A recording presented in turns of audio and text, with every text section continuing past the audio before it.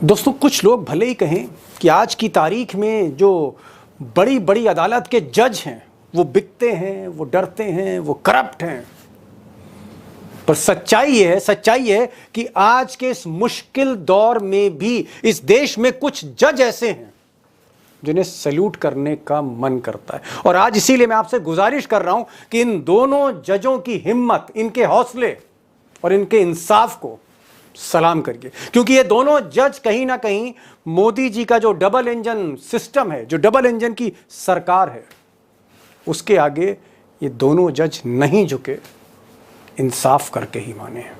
अब मध्य प्रदेश हाईकोर्ट के जो दोनों जज हैं, जस्टिस अतुल श्रीधरन और जस्टिस अनुराधा शुक्ला, इन्होंने आज जिस तरह का फैसला दिया है एक मंत्री के बारे में, उस फैसले ने, आप कह सकते हैं कि भोपाल से लेकर दिल्ली तक बीजेपी की हुकूमत, बीजेपी की सल्तनत को हिला दिया है।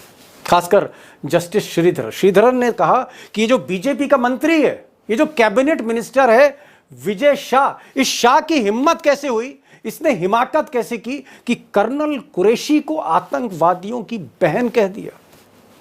और जिस वक्त कैमरे पर प्रोसीडिंग्स लाइव हो रही थी, तब जस्टिस श्रीधरन ने कहा कि ये जो मंत्री है ये गटर की भाषा बोलता है, गटर की भाषा बोलता है। और इसने ना सिर्फ सेना का अपमान किया है, ना सिर्फ महिलाओं का अपमान किया है, ना सिर्फ मुसलमानों का अपमान किया है, इस व्यक्ति ने एक ऐसा अपराध किया है जिसको माफ नहीं किया जा सकता। और बिलीव करिएगा, यकीन करिएगा कि इस जज ने कहा कि 4 घंटे के अंदर, सिर्फ 4 घंटे, अगले 4 घंटे के अंदर जिस मंत्री पर पर्दा डाला जा रहा है, इस मंत्री पर मध्य प्रदेश की पुलिस FIR करे, मुकदमा दर्ज करे, वरना DGP को तलब कर लूंगा, मध्य प्रदेश का जो DGP है उसको तलब कर दूंगा, उसको सजा दे दूंगा। हड़कंप मच गया दोस्तों, भोपाल से लेकर दिल्ली तक। और दोस्तों, अंदर की सच्चाई यह है कि वो मोदी और शाह जो ट्रंप के बराबर हमले से, कि जहां ट्रंप कह रहे थे कि मैंने सीज फायर करा दी, मैंने समझौता करा दिया, उससे जहां पर वो परेशान थे और जिसकी काट के लिए मोदी और शाह ने तिरंगा यात्रा शुरू की थी कि कम से कम देश ट्रंप के बयान और दावों से थोड़ा सा ध्यान हटाए, उस तिरंगा यात्रा, मोदी जी ने जो ट्रंप कार्ड चला था ट्रंप की काट के लिए, उस तिरंगा यात्रा पर विजय शाह ने पानी फेर दिया। मध्य प्रदेश में गली गली इस मंत्री की थू-थू हो रही है, मध्य प्रदेश ही नहीं, उत्तर भारत में। अब दोस्तों, ये जो मंत्री साहब हैं विजय शाह, इनकी जो करतूतें हैं, ऐसा नहीं कि पहली बार इन्होंने हंगामा खड़ा कर दिया, पहली बार इन्होंने बदमिजाजी की, ये करते रहे, पुराने खिलाड़ी हैं।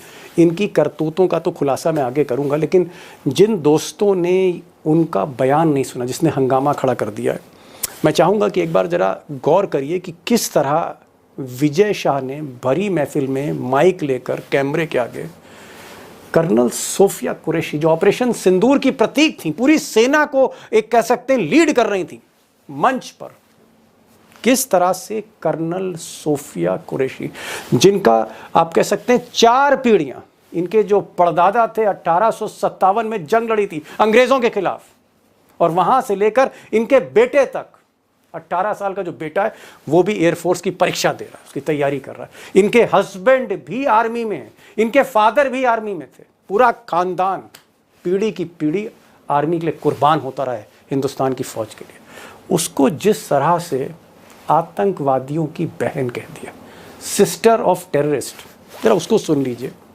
फिर आगे बढ़ते हैं। और जिन्होंने हमारी बेटियों के सिंदूर उजाड़े थे, वही कटे पिटे लोगों को हमने उन्हीं की बहन भेज करके उनकी ऐसी की तैसी करवाई। अब आपने जहनियत तो जान ही ली विजय शाह की, और ये भी जान लिया कि किस तरह से कौन सी भाषा बोलते हैं मंच पर। लेकिन एक बड़ी बात दोस्तों जज साहब ने कही, जस्टिस श्रीधरन ने, और मैं उसको अंडरलाइन करना चाहता हूँ, बड़ी बात है, गौर से सुनिएगा।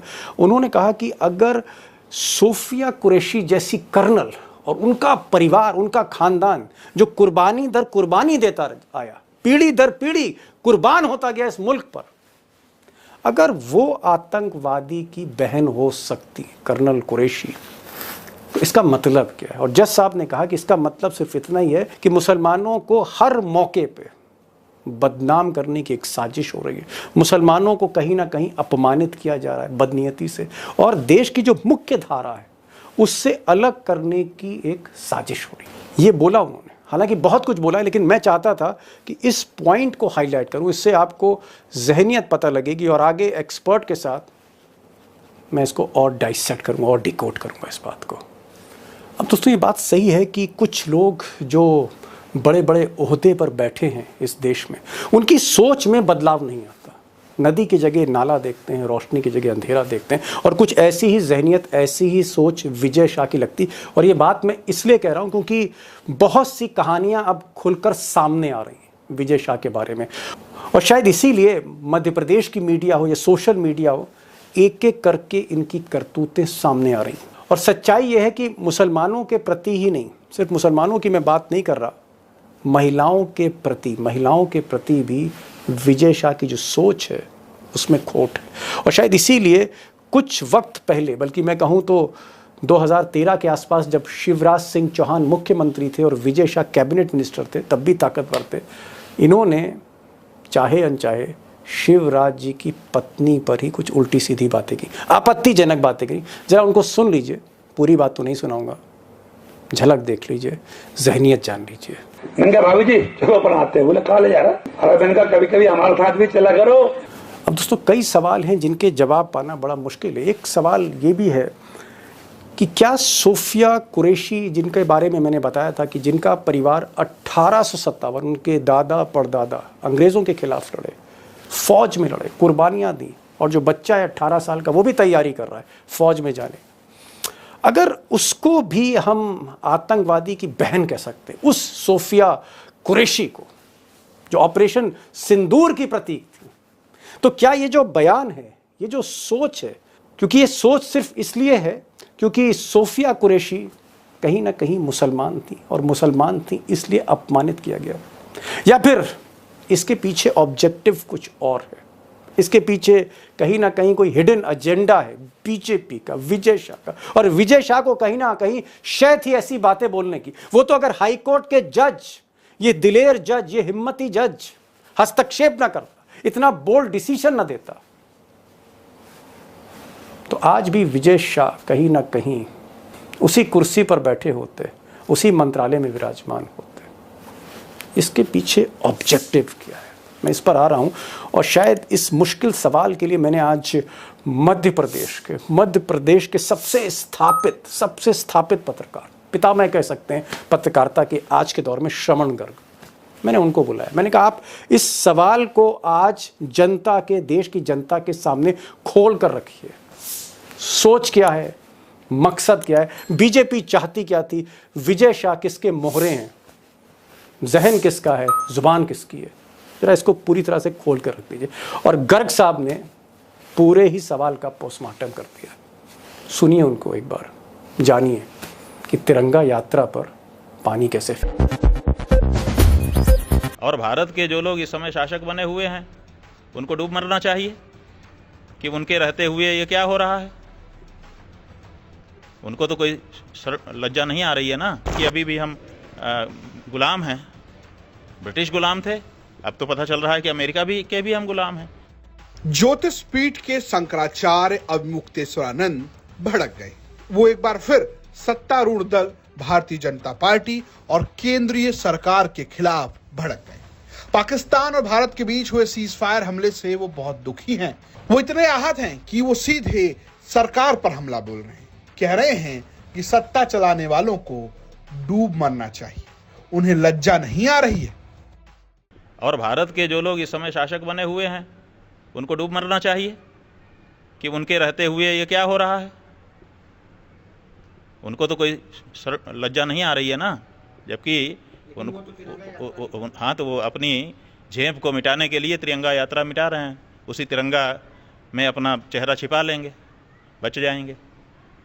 ये गलत है, इनकार कर देना चाहिए। और अगर अमेरिका ऐसा कहता है तो हम आक्रमण करेंगे, ये दिखाने के लिए कि तुम्हारी बात हमने नहीं मानी है। आप कैसे, अगर हमने आपकी बात मान भी ली तो उसकी घोषणा हम करेंगे और उसके कारण हम बताएंगे जनता को अपनी कि इन परिस्थितियों में हमने ये निर्णय लिया है। अगर वो निर्णय सही होगा तो हमारी जनता हमको साथ देगी। लेकिन हमारा निर्णय कोई और अपने जगह पे बैठ करके करने लग जाए, ऐसा दिन तो अभी भारत का नहीं आया है किया गया है। हम लोगों को क्या समझना चाहिए कि हमारे देश के प्रधानमंत्री कौन हैं? Donald Trump. अगर डोनाल्ड ट्रंप हमारे प्रधानमंत्री या राष्ट्रपति हैं तब तो फिर बात ही खत्म हो गई।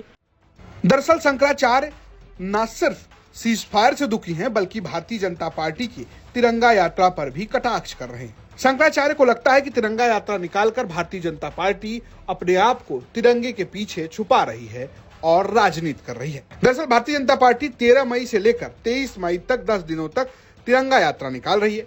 खुद सीएम योगी आदित्यनाथ ने लखनऊ में 13 तारीख को झंडा दिखाकर इस यात्रा की शुरुआत की। बता दें, इसका उद्देश्य भारतीय जनता पार्टी के लिए ऑपरेशन सिंदूर की सफलता का जश्न मनाना और आतंकवाद के खिलाफ देश की एकजुटता को प्रदर्शित करना है। हालांकि शंकराचार्य बीजेपी के इस राजनीति से दुखी हैं और साथ ही साथ अमेरिका ने जिस तरीके से सीज फायर की घोषणा की उससे भी आहत नजर आ रहे हैं। और सबसे ज़्यादा जो खराब लगा वो ये लगा कि हमारा राष्ट्र संप्रभु राष्ट्र है। अपने बारे में जो निर्णय हमको लेना होता है हम स्वयं लेते हैं, लेकिन एक दूसरे राष्ट्र के राष्ट्राध्यक्ष ने हमारे बारे में घोषणा की। हमारे बारे में घोषणा भी हम खुद नहीं कर सके, तो ये जो बात है ये मन को पीड़ा दे गई। लेकिन जब शंकराचार्य से पूछा गया कि अब इस मुद्दे पर विपक्ष भी राजनीति कर रहा है तो उन्होंने कहा कि विपक्ष तो राजनीति करेगा। पहली बार था जब विपक्ष ने ऐसा मौका दिया था कि देश की सरकार पाकिस्तान पर चढ़कर वार कर सकती है, लेकिन इस देश की सरकार ने धोखा दिया। कहने का मौका दिया है तब न कह रहा है। विपक्ष को आप दोष दे रहे हैं। आपने ये मौका दिया ना, विपक्ष तो आपके साथ खड़ा हो गया था। सारे भेदभाव भुला करके कितनी बड़ी एकजुटता दिखाई थी सबने और आपके साथ खड़े हो गए थे। अब आपने मौका दिया है, अब वो कहेंगे ही, स्वाभाविक है। वो भी तो अपनी राजनीति चमकाएंगे। आप अपनी राजनीति तिरंगा यात्रा निकाल के चमकाएंगे, वो लोग आपका विरोध करके चमकाएंगे। आप लोग राजनीति चमकाओ और हम मरें। भारत की जनता लज्जित हो। 6 और 7 मई की रात को भारत ने पहलगाम हमले के खिलाफ ऑपरेशन सिंदूर की शुरुआत की। इसके तहत भारतीय सेना ने कई आतंकी ठिकानों को निशाना बनाया। लगभग 23 मिनट की इस ऑपरेशन में 9 आतंकी ठिकाने तबाह किए गए। इस हमले में करीबन 100 आतंकियों की मौत हुई। इसके बाद पाकिस्तान ने भारत पर युद्ध थोपा और हमले का दौर शुरू किया। इसके जवाब में भारतीय सेना ने पाकिस्तान के कई एयरबेस को तबाह किया और 10 मई को दोनों देशों के बीच सीज फायर हो गया। हालांकि भारतीय सरकार की घोषणा से पहले अमेरिकी राष्ट्रपति डोनाल्ड ट्रंप ने सोशल मीडिया के जरिए इसकी जानकारी दी कि उन्होंने इसकी मध्यस्थता की है। हालांकि भारत सरकार ने इसको लेकर सीधे तरीके से इनकार कर दिया है। सोमवार को प्रधानमंत्री नरेंद्र मोदी ने अपने भाषण में भी कहा कि पाकिस्तान से सिर्फ पीओके और आतंकवाद पर ही बात होगी।